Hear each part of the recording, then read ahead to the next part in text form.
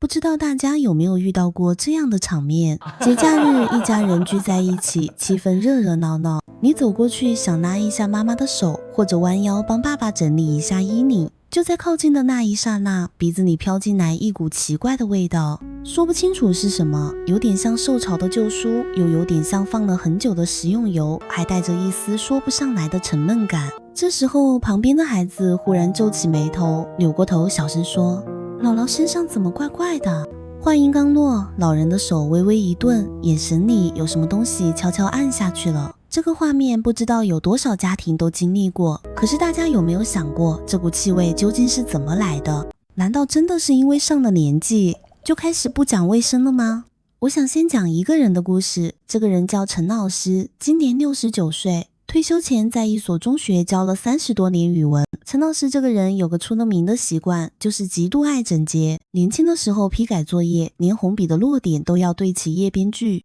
退休之后，这股劲儿一点没减，每天清晨5点半准时起床，梳头、换衣、叠被子，一套流程下来半个小时，雷打不动。他家里的地板擦得能照出人影，窗台上连一粒灰尘都找不到。邻居们都说陈老师这个人干净得跟个瓷人似的。可是大概从2年前开始，陈老师慢慢察觉到了一件让他心里很不是滋味的事，女儿带着外孙来串门，孩子刚让他抱了没多久，就开始扭来扭去要下地。后来有一次，外孙跑去跟妈妈嘀咕，说外公身上有股臭味，不想跟他坐一起。陈老师站在走廊里，把这句话听了个完整，他没有出声，只是转身回了书房，把门带上了。从那以后，他把洗澡的频率从2天1次改成了1天1次，又改成了早晚各洗一次。换洗衣物堆满了整个洗衣机，香皂用掉了一块又一块，可不管怎么洗，那股味道就是没有消散的迹象。皮肤倒是洗得越来越干，背上痒的夜里睡不着觉，抓起来一片片掉皮屑。陈老师开始不太愿意出门了，小区广场上一起下棋的老朋友喊他，他总是找借口推掉。女儿张罗家庭聚餐，他也常常说身体不太舒服，待会儿再说。他不是真的不想去，他只是怕靠得太近，又让人皱眉头。就这么拖着，直到有一天清晨，他从床上坐起来，忽然发现枕头上有一大块黄色的字，脖子后面的皮肤也摸起来有些出力，抓一抓掉下来一些油腻腻的细碎皮屑，气味就藏在这些东西里面。他当时愣了很久，才让女儿陪他去了皮肤科。医生给他做了皮肤油脂分泌的检测，又仔细看了他颈后、耳后和前胸的皮肤状态，告诉他的皮脂腺分泌已经出现了明显的老化性改变，皮肤表面的抗氧化能力大幅下降，导致油脂被过度氧化，产生了大量的挥发性气味物质，加上他皮肤长期干燥，屏障受损，细菌趁虚而入，在皮屑里大量繁殖，双管齐下，气味就越来越难控制了。医生还特别指出，他用的那种老式碱性香皂，清洁力虽然强，但每次洗完都会把皮肤表面的保护膜破坏掉，反而加剧了皮脂的紊乱分泌，等于越洗越糟糕。调整了清洁方式，换了温和的弱酸性沐浴产品，配合医生开的修复皮肤屏障的外用药，再加上饮食上做了一些改变。大约3个月之后，陈老师女儿发现，在靠近父亲的时候，那股让人不舒服的气味已经淡了很多，甚至基本闻不到了。那天外孙跑过去抱住陈老师的腿，仰着脸说：“外公今天好香。”陈老师低下头看着孩子笑了，眼眶却有点红。陈老师的经历让很多人感同身受，他身上发生的事情背后有一套清晰的科学逻辑。日本有一个研究团队做过一项很出名的实验，他们让不同年龄段的志愿者穿上特制的棉质背心，睡一整晚，然后收集背心上的气味成分进行化学分析。结果发现40岁以上的人群身上普遍能检测到一种叫做2壬烯醛的化合物，这个东西在年轻人身上几乎是0，但随着年龄增长，浓度会越来越高。研究人员把这种物质确认为老人味的核心来源。这项研究后来被引用了无数次。那么这个2壬烯醛究竟是怎么来的呢？说白了，就是皮肤表面的油脂变质了。我们每个人的皮肤都会持续分泌皮脂，用来保湿和抵御外界的侵袭。皮脂里含有一种成分叫做棕榈油酸，是一种不饱和脂肪酸。在年轻的时候，皮肤自带很强的抗氧化能力，这些脂肪酸能被稳稳地保护住。但到了一定年纪，皮肤里的抗氧化酶活性下降，保护能力越来越弱，棕榈油酸就开始在空气里被氧化分解，最终生成了二壬烯醛。这个过程就有点像一瓶植物油放得太久，慢慢产生了哈喇味，原理是一样的。这里有一个关键点，很多人都没搞清楚，二壬烯醛是脂溶性的，不溶于水，普通的清水冲洗对它几乎没有任何效果。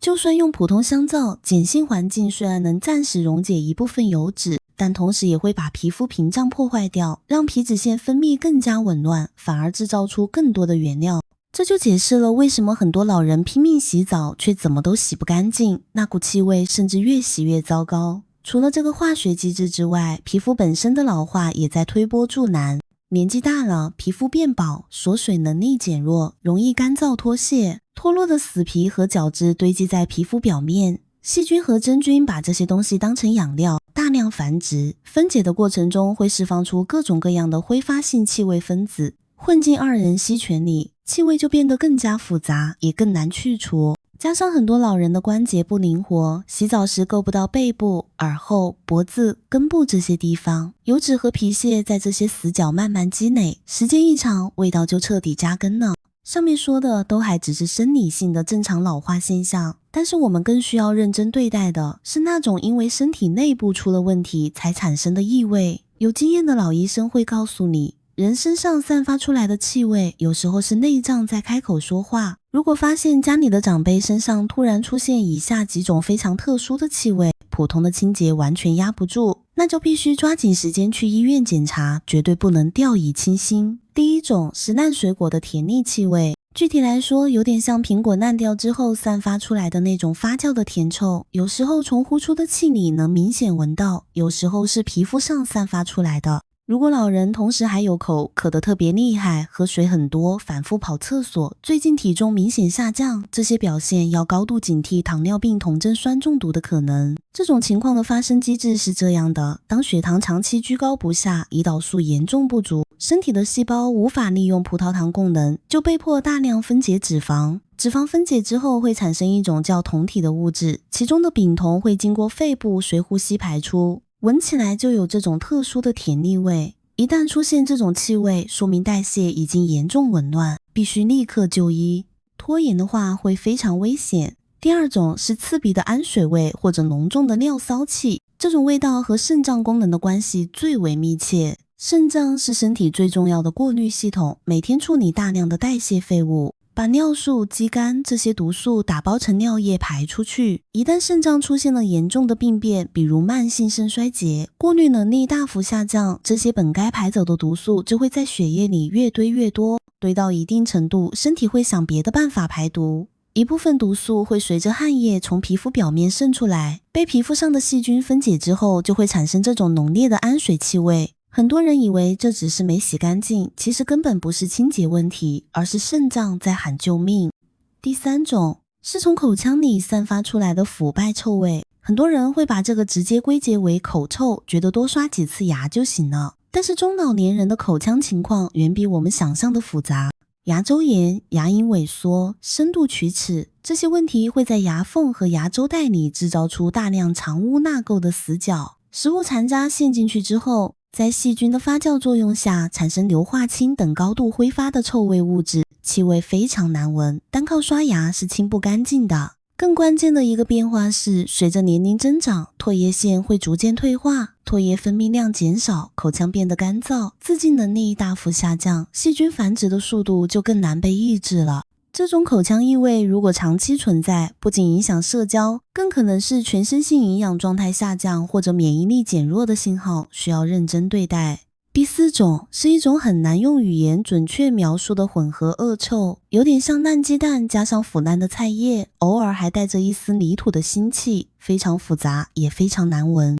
这种气味在医学上有一个专门的名字，叫干臭。当肝脏受到严重损伤，比如急性肝衰竭或者晚期肝硬化，肝脏对各种毒素的代谢能力几乎完全丧失，肠道细菌分解蛋白质产生的甲基硫醇和二甲基硫化物无法被肝脏正常清除，只能积累在血液里。最后通过呼吸从肺部散发出来。一旦在老人周围闻到这种味道，说明肝脏已经处于极度危险的状态，任何耽搁都可能带来不可逆的后果，必须立刻去医院急诊。说到这里，很多人心里可能会有一个疑问，这些气味如果真的那么明显，为什么老人自己整天都闻不到？为什么他们总是觉得自己身上没有问题，甚至还会觉得是家里人在小题大做呢？其实这背后藏着两个非常真实的生理原因，跟老人的态度没有任何关系。第一个原因是嗅觉系统的自然老化，就像视力会模糊、听力会下降一样，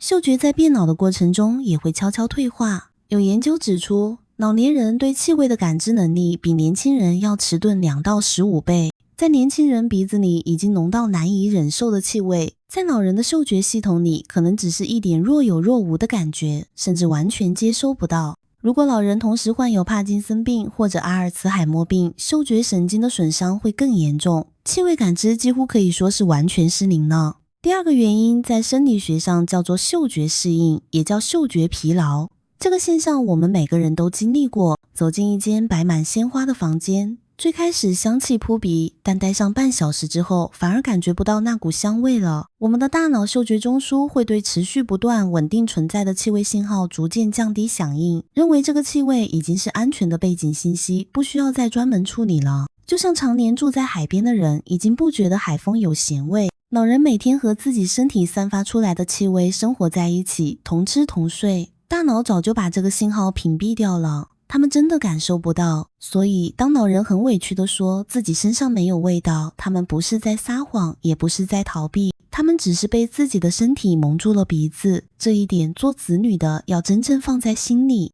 既然找到了根源，也理解了老人的处境，接下来最重要的事就是帮他们实实在在地解决问题。下面这5件事，只要认认真真去做，效果真的会非常明显。第一件事是重新认识洗澡这件事，把清洁方式升级一下。前面说过，二人烯全是脂溶性的，普通清水冲不掉。用碱性香皂虽然暂时能清洗，但会破坏皮肤屏障，加重油脂紊乱。正确的做法是给老人换一款温和的弱酸性沐浴产品，最好是 pH 值在5到6之间的配方，接近皮肤本身的弱酸性环境，清洁的同时不会破坏表皮的保护膜。市场上有一些含有柿子单宁提取物或者绿茶多酚成分的沐浴产品，这些天然植物成分对中和氧化油脂有不错的效果，可以优先考虑。洗澡的时候重点照顾耳后、脖子根部、后背中上段、腋下这几个部位，这里是皮脂腺最密集、气味最容易聚集的区域，要用软毛沐浴刷或者细腻的浴巾仔细清洁，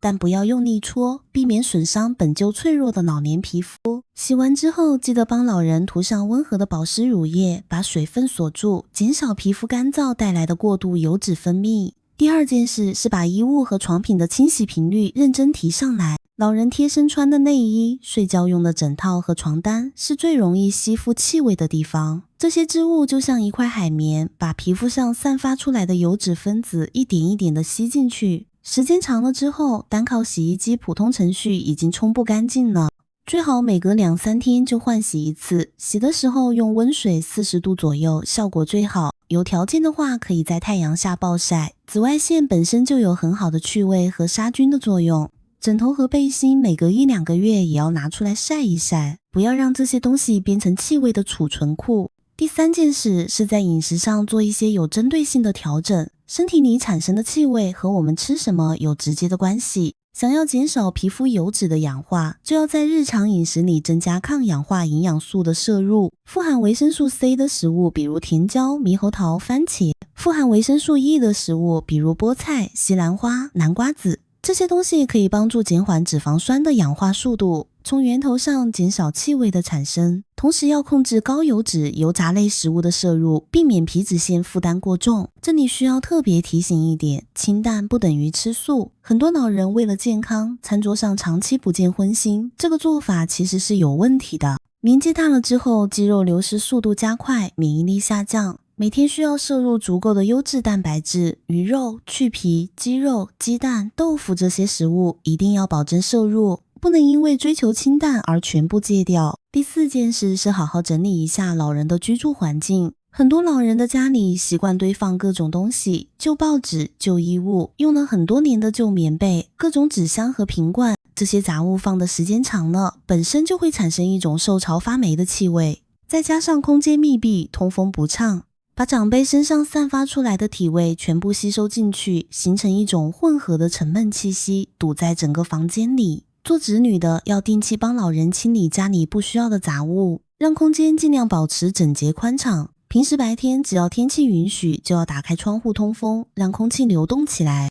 如果老人的房间朝向不好，采光和通风都比较差，可以考虑在房间里放一个空气净化器，或者用活性炭包来辅助吸附异味。这些方法对改善室内空气质量都有实际效果。第5件事，也是最根本的一件事，就是认真对待身体发出的信号，该看医生的不要拖。如果经过了清洁、饮食和环境上的调整，老人身上的气味仍然没有明显改善，或者出现了前面提到的那几种特殊异味，那就不能再停留在生活层面的应对上了，必须带老人去做一次全面的体检，把血糖、肾功能、肝功能、口腔健康状态都认真查一遍。一旦发现有原发疾病，要配合医生进行规范的治疗，把根本的问题解决掉。只要身体内部的代谢恢复正常，外在表现出来的气味自然会慢慢消退。外面洗得再干净，里面的问题没解决，始终只是治标不治本。其实说到最后，这个让人有些尴尬的话题背后，藏着的是一件很深的事。